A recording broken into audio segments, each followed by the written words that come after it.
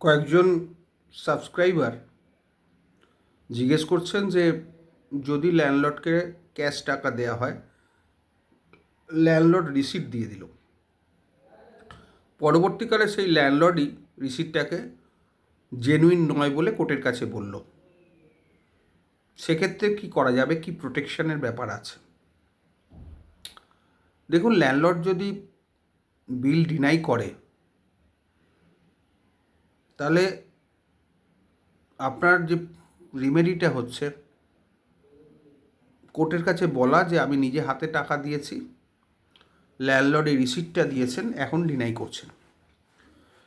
কিন্তু এখানে অসুবিধা আছে, ল্যান্ডলর্ড যদি নিজে সই না করে বিলে, বা ল্যান্ডলর্ড যদি নিজের হাতে বিল না লেখে, সেক্ষেত্রে কিন্তু প্রমাণ করা শক্ত। আবার ক্যাশ পেমেন্ট, আদারওয়াইজ কোনো প্রমাণ নেই। এবার বলছেন যে অ্যাকাউন্ট পেই চেক ল্যান্ডলর্ড নিতেও পারেন, নাও নিতে পারেন, সেটা তার ডিসক্রিশন। আমার দেখা কয়েকটা কেস আছে যেখানে ল্যান্ডলর্ড অ্যাকাউন্ট পেই চেক নিয়েছেন, সেগুলো বাউন্স করে গেছে এবং সেটাকে আদায়ের জন্য, ডিফল্টার তো হয়েছেই টেনের, সেটাকে আদায় করার জন্য আবার তাকে কোর্টে ছুটতে হয়েছে। ওই জন্যে অ্যাকাউন্ট পেই চেক কেউ নিতে চায় না। এছাড়া অনেকে মনে করে যে আমি যে টাকা পাচ্ছি সেটা শো করবো কেন, অ্যাকাউন্ট পেই চেক নেওয়া মানেই সেটা অ্যাকাউন্টে শো হয়ে যাওয়া। অনেকে ট্যাক্স ফাঁকি দেওয়ার জন্য এটা করে, যদি উচিত নয় করা।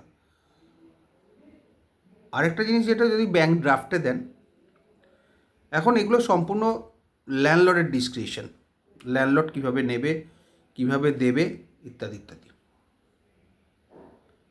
সেগুলো করতে পারলে আপনার হয়তো সুবিধা হবে, কিন্তু ল্যান্ডলর্ড নাও নিতে পারে। আবার আপনি মানি অর্ডারে যদি টাকা পাঠান, সেটা আবার ল্যান্ডলর্ড অ্যাকসেপ্ট নাও করতে পারে, বা ধরুন অ্যাকসেপ্ট করলো, রিসিভ দিল না। মানে এখনকার আইনে এটা ল্যান্ডলর্ডের প্রেরোগেটিভ, আগে ছিল টেনেন্টের প্রেরোগেটিভ। মানে আইন চেঞ্জ হয় সময়ের সাথে সাথে। আগে যারা টেনেন্ট এতটাই হ্যারাস করতো ল্যান্ডলর্ডদের, এতটাই অ্যাডভান্টেজ নিত, এর ফলে আইনটা চেঞ্জ হয়ে যায়।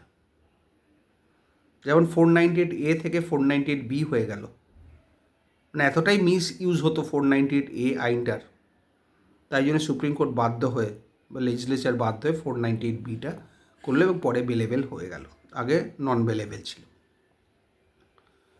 যাই হোক, এখন কিছু করার নেই।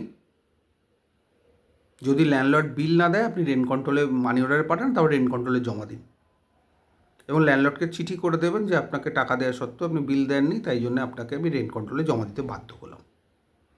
এইটা একটা রিমেডি, এছাড়া কোনো রিমেডি নেই এখনকার আইনে। সবথেকে ভালো রিমেডি হচ্ছে রিলেশন ভালো রাখা।